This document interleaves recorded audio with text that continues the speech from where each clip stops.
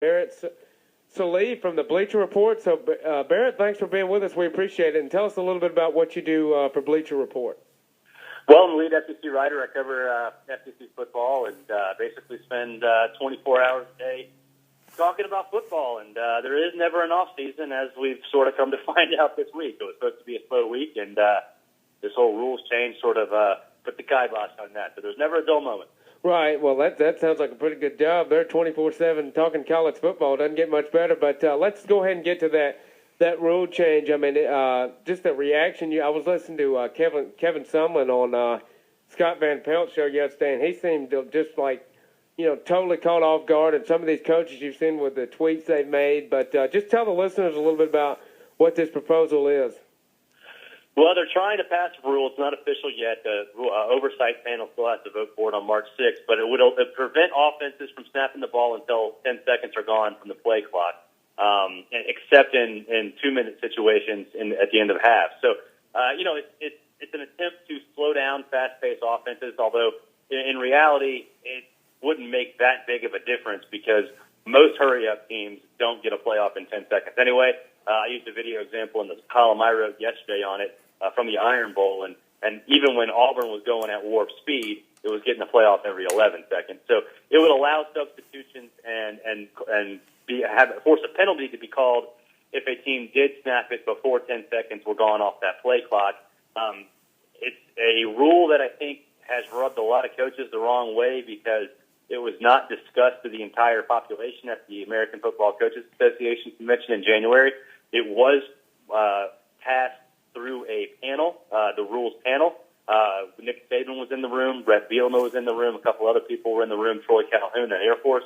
And I think a lot of coaches, sort of felt railroaded and betrayed by this because the way they're trying to sell it is that these hurry-up offenses put players at risk. And the only way you can pass rules this legislative cycle this year is if player safety is involved, and there's not a study in the world that suggests that hurry-up offenses put players at greater risk. So I think a lot of coaches are turned off by it. I think a lot of coaches are angered by the way it's being sold.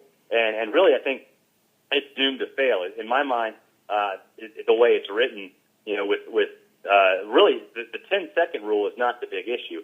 To me, the biggest issue is that the NCAA is trying to define when it's appropriate to run a 2-minute offense. And if you're down 2 scores with 4 minutes to go, you need to be in a 2-minute offense. If you're down 17 points with 6 minutes to go, you need to be in a 2-minute offense. And I don't care if you're old school or new school, that just won't fly. Right.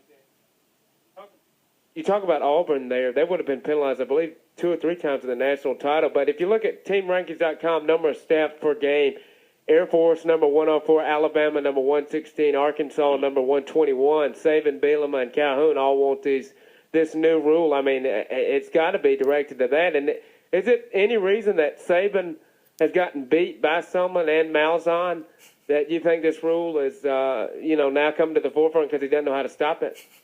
Yeah, I think that's absolutely a reason. And he's even, said that, these hurry-up offenses, that he's going to have to try to implement some more of that with his program because it does put the offense, in a better position. It does limit the impact of defensive coordinators. It limits the creativity within the scheme on defense, and really just focuses and forces a defense to worry about lining up properly, much less what the actual play call and the scheme is. So it does hamstring defensive coaching, and Nick Saban has said as much, and I do believe that that is a big reason. I think he is trying to sell it under the auspices of player safety because he knows that's the only way it's going to get passed, only way it could possibly get passed this year, when in fact it's trying to give himself a little bit more of a schematic advantage. I mean, the guy's got 4 straight number 1 recruiting classes. He can't have everything tilted in his favor.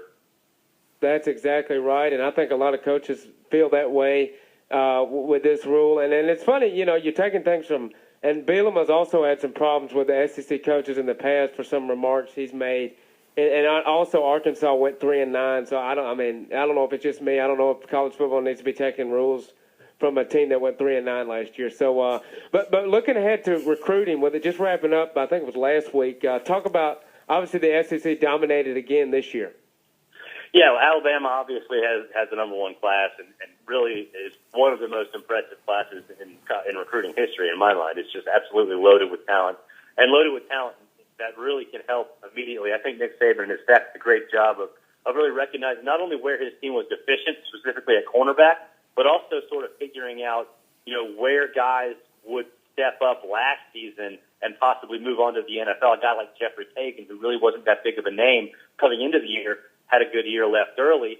All of a sudden now he's got a guy in Deshaun Hand that's a prototypical defensive end in the 3-4 scheme. So I think they did a great job of not only recognizing and getting the top talent, but also recognizing and their own strengths and weaknesses as a team from a personnel standpoint, and really recruiting in a direction that really addresses those specific needs. And I think LSU did a great job as well. Malachi Dupree on National Signing Day committing to LSU. He's going to probably be an instant impact wide receiver. They have Leonard Fournette, who is the best running back prospect since Adrian Peterson. He's going to probably play right away. LSU really did a fantastic job, I think. And really another class that really is sort of flying under the radar is Ole Miss. They have 10 4-stars and 1 5-star prospect, finished 15th in the country. That tells me that recruiting at a high level is expected in Oxford now. And that kind of depth is going to be a huge, huge asset on top of last year's class, which was loaded with top-end talent, Robertson, D.C. Laramie, Tunsil, those guys. So Ole Miss, in my mind, not a lot of people were talking about Ole Miss during the recruiting cycle, but I think a lot of people will look back at this particular class and say, you know what, that class is pretty darn solid and really helped Ole Miss take that next step. Yeah, and let's look, obviously you don't cover Clemson, but let's talk about the first team on their schedule, Georgia, who really had a season derailed by injuries. But talk about some of the hires they made this year. Pruitt from Florida State after losing their defensive coordinator, and finishing up really well in recruiting. So what can we expect from the Bulldogs this year? Well, I mean, the coaching hires they made were just, I don't think any team in America will benefit more from assistant coaches than Georgia, because Todd Grantham was a liability, not an asset. Getting him to leave was just addition by subtraction. On top of that, you get Jeremy Pruitt, who just got fitted for a national championship ring, and a guy who is, on top of being a good coach, is a quality teacher. I think that's what Georgia's defense has lacked under Grantham. He's a decent coach, but he's not a teacher. Players didn't know why they were being asked to do the things that they were being asked to do. Jeremy Pruitt can fix that. Then on top of that, a guy, Tracy Rocker, at defensive line coach, that I think is going to be really, really solid for them, a veteran SEC defensive line coach that knows what it takes to win. And then he also addressed some special teams needs, and finally designated 2 different coaches, one for offensive special teams, one for defensive special teams, to head up those units, because Georgia had some serious special teams breakdowns last year that really cost them a bunch of games. And now an added focus on that will certainly fix that problem. So I think Georgia this year, offensively, I think they'll be great. They've got Todd Gurley. They've got a huge core of wide receivers, all of which are really, really experienced. They're getting Malcolm Mitchell back. If Hudson Mason can just take care of the football, and I think he can, Georgia's going to be pretty solid this year. Right, and once again, we're joined by Barrett, Sallee from the Bleacher Report. Talk a little bit about, obviously, you do focus mainly on Georgia, Auburn, and talk about the way the LSU Tigers finished up. I thought they recruited very well once again. I guess they had a disappointing season for their standards last year. How are they looking going ahead into spring? And I guess obviously losing Mettenberger, but they really did reload. Yeah, they did. They got to figure out what kind of offense they want to be, though, because the 2 quarterbacks, the primary quarterbacks for that job, Anthony Jennings and Brandon Harris, an early enrollee true freshman, both of those guys are dual threat guys, and Cam Cameron really hasn't had to deal with a dual threat quarterback really ever. So how he adjusts his offense to those quarterbacks, I think, is going to be interesting. They've got the talent. Obviously, losing Beckham and Landry is a problem, but coming in the summer, they've got a guy in Malachi Dupree that I think can be a number 1 receiver right off the bat. They like Trayvon Durrell, just an absolute burner on the outside. They've got some decent running backs, Terrence McGee and Kenny Hilliard. Those guys will probably handle the load early, with Leonard Fournette moving into the starting role later. They've got some really solid pieces. And then defensively, they did stock the cupboard a little bit. They lost 2 defensive tackles, but they got Trevante Valentine, a Miami kid who's an every down defensive tackle right away. I love Clifton Garrett, ultra athletic linebacker that can absolutely thrive in John Chavis' defense. They've got players that can step in and make impact immediately. They've still got talent. Roster turnover is nothing new for LSU, so I think they'll be just fine. Right, and obviously, for Auburn, looking back at talking to my Auburn buddy who just moved to the Montgomery Advisor, used to write for the Plainsman, but obviously coming off, but that gave FSU one heck of a game, I thought, and, obviously Malzahn turned out to be the right man for the job, and I think he's really got them trending in the right direction, and they'll be there to stay for a long time. Yeah, Auburn, I think, did the exact right thing hiring Gus Malzahn. They were ahead of the curve.